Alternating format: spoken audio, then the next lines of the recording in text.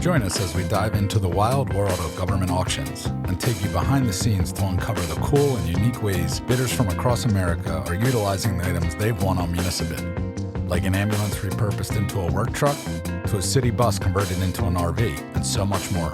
Welcome to the Municibid Podcast. Welcome to the Season 1 finale of the Municibid Podcast.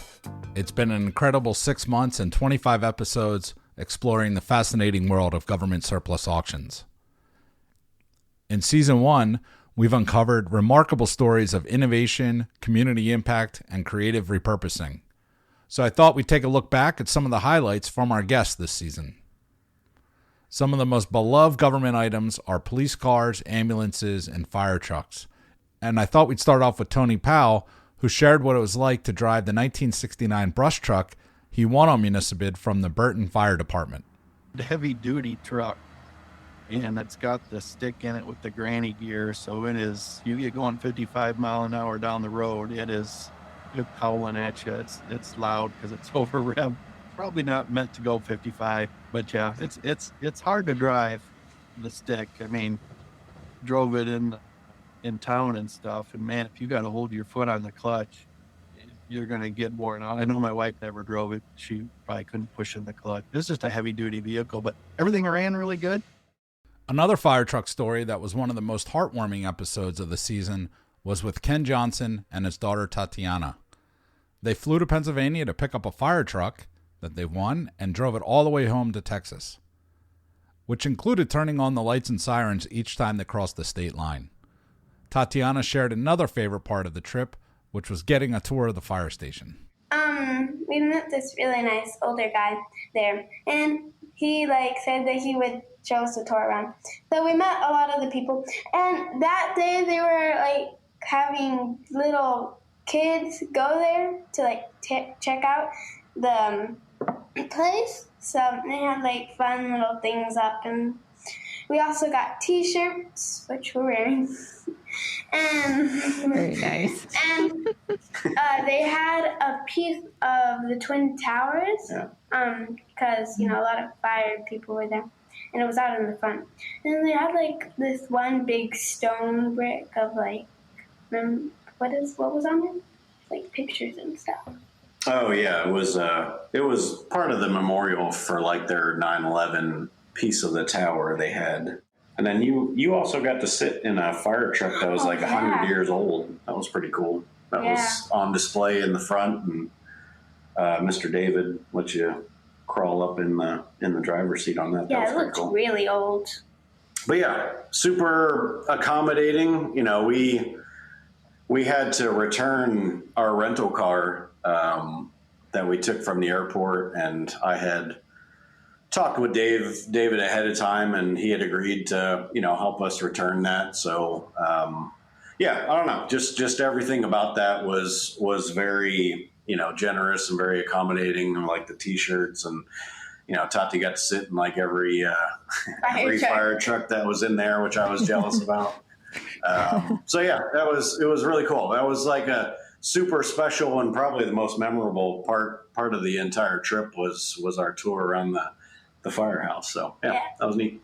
It's not only fire trucks sold on Municibid, and our director of customer success here at Municibid, Jackie, has seen a lot over the 8 years of working here.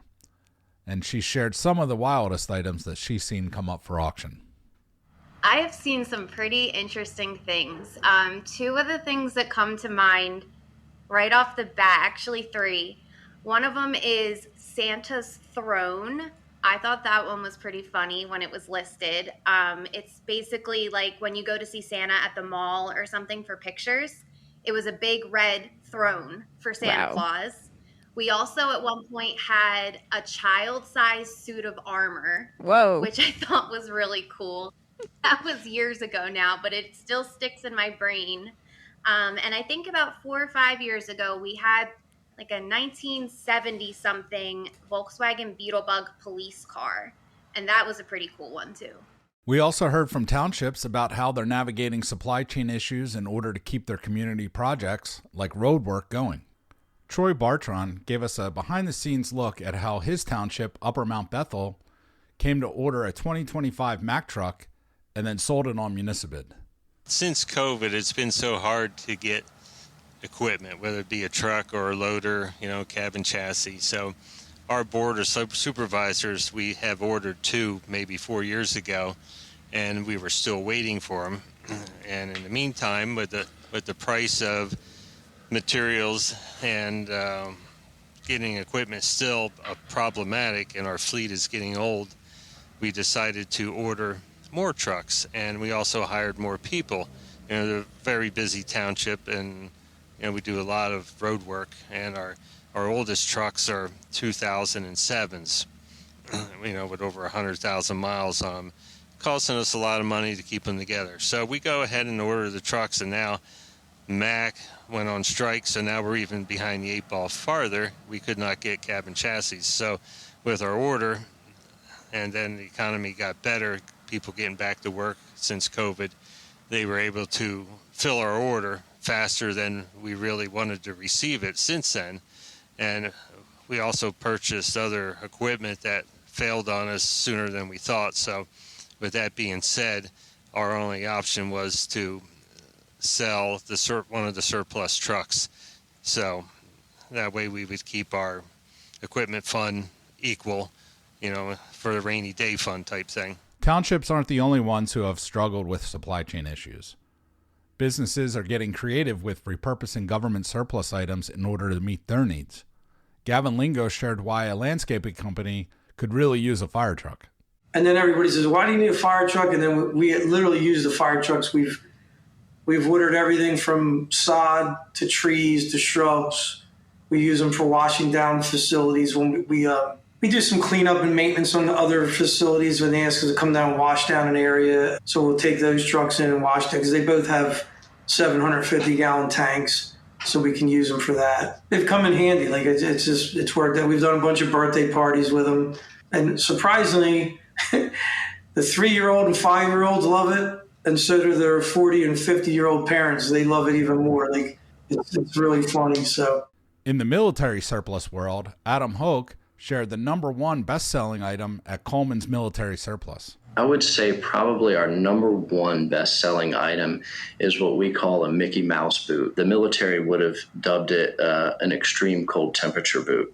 And they were made from the 1950s till they still make a few, but the heyday ended in the early 90s. And I'm sure some folks listening will be familiar with the term Mickey Mouse boots, but basically it's a vapor barrier boot. It's a big rubber boot that has a super thick sole to it. And they're the best cold weather boots you can buy, whether you're ice fishing in Minnesota or you're working in a meat packing freezer all day, or you're directing traffic in Alaska, your feet stay warm. It's a truly remarkable product. As we wrap up season 1 here, it's clear that government surplus auctions play a vital role in communities across the country. They provide a win-win situation. Government agencies can efficiently manage the resources, while individuals and businesses gain access to unique and valuable items. The stories we've heard demonstrate the far-reaching impact of these auctions, from supporting small businesses and nonprofits to fostering innovation and sustainability. We want to express our deepest gratitude to all of our guests this season for sharing their unique experiences and insights. Your stories have illuminated the incredible potential and impact of government surplus auctions. We're also incredibly grateful for you, our dedicated listeners, for being early and joining us from the very beginning of this podcast journey. As we look forward to the next season, we're excited to uncover even more fascinating stories from the world of government auctions. So keep an ear out for the Season 2 trailer coming in the next few months. Whether you're a longtime Municipid user or just curious about the potential of surplus items, we encourage you to keep exploring the unique opportunities government surplus items can provide. Thank you as always for tuning into the Municipid podcast. Until next season, keep bidding, keep innovating, and keep making a difference in your communities. Thank you, and we'll see you soon in Season 2 of the Municipid podcast. Thank you for tuning into the Municipid podcast. If you'd like to learn more about the world of government surplus, be sure to subscribe to this podcast wherever you listen to your podcasts.